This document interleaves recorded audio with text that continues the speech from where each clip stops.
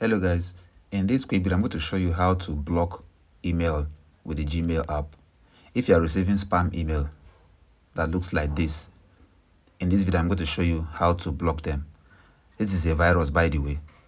So if you want to block an email with the Gmail app, what you have to do is to click on the three dots at the top right corner. Click on report spam and it will show you an option to block the email. Do you want to block the sender? Click on block and the sender will be blocked. So that's how you block emails with the Gmail app. That's all for this video. See you guys in the next one.